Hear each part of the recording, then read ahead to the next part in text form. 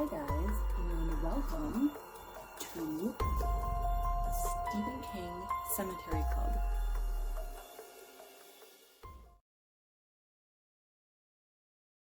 It's pretty late at night, and I really don't have much to say about The Reach, other than it's very sad. It's a sad short story, and it just, I don't know, it makes you think about mortality, it makes you think about what happens when you die, friends, family, end of life stuff. We have a woman named Stella Flanders, and she has lived on an island her entire life. She has never crossed over to the mainland. She was born on the island in 1884, so she's quite old, and she is dying.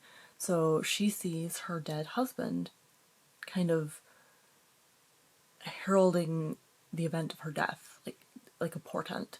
The Reach is the strip of water between the island and the mainland, and when it froze in 1938, people were able to walk from the island to the mainland. So it's not like it's a super far journey, and it has frozen again, and this is where she is kind of deciding that it's time to finally cross the Reach. And she goes out in the middle of winter, bundled up. She has her son's hat on. She goes out. She gets lost and disoriented, and she sees her dead husband, Bill, who offers her his hat because her other hat blew away. She's lost. She's alone. And then all of a sudden she's joined by all of these people who have died before her from the island, her friends. And it's just touching and bittersweet. This whole thing is, I kind of think it's what Mike Flanagan used as a setting. Like I feel like he borrowed from this heavily for Midnight Mass. Just that whole small town feel, and not only a small town, but small isolated town on an island. They find Stella dead, and she is wearing Bill's hat. So that part was true, it happened. And it's just a question of what happens when you die. Where do you go? What do you see on your way? You know, that kind of thing. So it's spooky and sad, heartwarming, and also just heart-wrenching.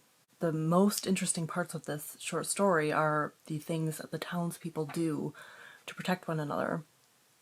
You know, the little secrets and the scandals and the bonding, all of that stuff, the relationships, the secretness of a small town is fascinating. Fascinating. It's probably why Salem's Lot intrigues me so much. I love just the day-to-day minuscule things, what most people would probably consider boring stuff. I find it very interesting. So I think if this had been turned into a novel with an actual, arc that went through, instead of just focusing on this one person, I would read that. That is the end of Skeleton Crew.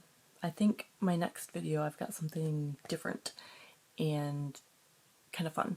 So that will probably be the last, that'll probably be the last Stephen King Cemetery Club episode of this year. So I will see you next week for that. Have a spooky day.